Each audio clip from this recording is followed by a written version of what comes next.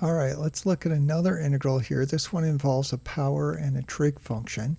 And just by the way, integration by parts, your clues that you should use integration by parts are your integrand, the function you're integrating, would usually look like something like x times a trig function. So x cosine x sine x, etc. X times log, natural log of x, or x times an exponential, so x e to the x. All of those things, power of x or polynomial times a trig, log, or an exponential, those things are begging you to use integration by parts because you can let your u be the polynomial part and it gets simpler. So I see this and I see a power times a trig function, so I'm thinking integration by parts. So I need to pick my u and my dv. And then from that I'll get du and v. And we want u to have a simpler derivative. So if we pick u equals x, then our du is just going to be 1 dx. So that's definitely simpler. And then dv should be easy to integrate. So sine of 3x. Well, when you differentiate sine of 3x, you get cosine of 3x. And then you multiply by the derivative of the inside. Well, here you integrate a sine, you're going to get a negative cosine and also 3x, but instead of multiplying by 3, you divide by 3. So this will be a 1/3 out in front. And then again, we are not going to, we need our dx up there. We're not going to include the constant of integration, take c equals 0. So in this, you can actually, if you're not seeing why that's true, you can see that from doing a u substitution. So in other words, what I was thinking when I did this, I was thinking integral of sine 3x.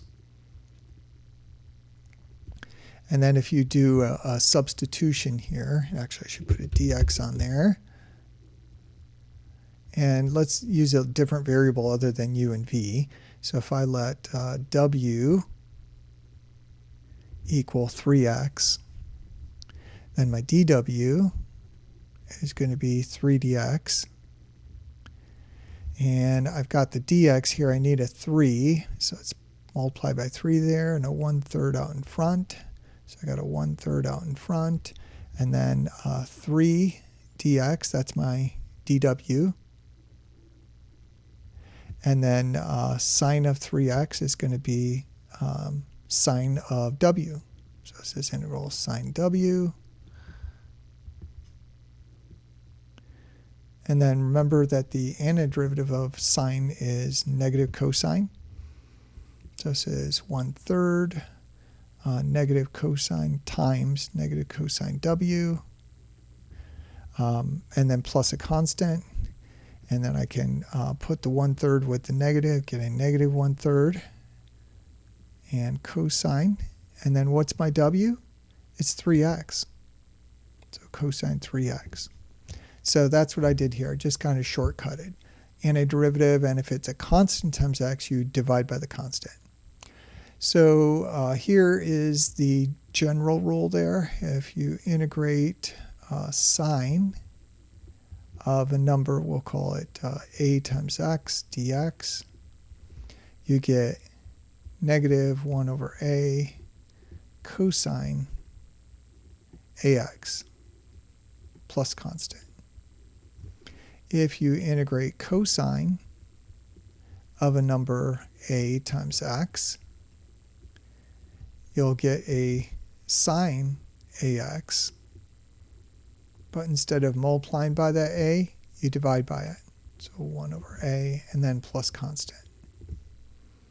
And with exponentials, you can do the same kind of thing. If you integrate e to the ax dx, you're going to get e to the ax again, but instead of multiplying by the a, you divide by it. So 1 over a plus constant. So all these you can show with u substitution.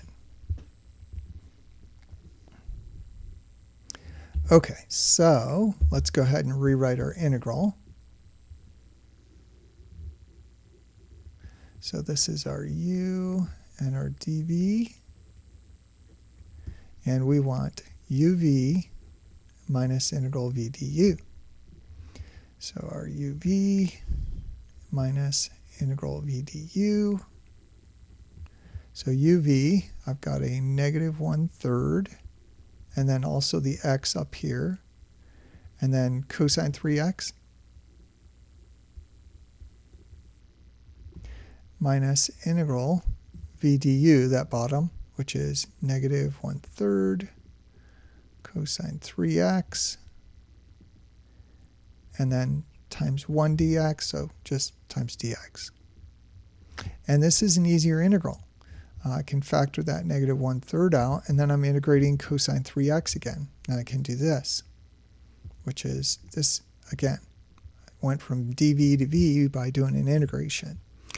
So I need an equal there. So this will equal now negative 1/3 x cosine 3x. Double negative there will make a positive 1/3. And then integral cosine 3x dx.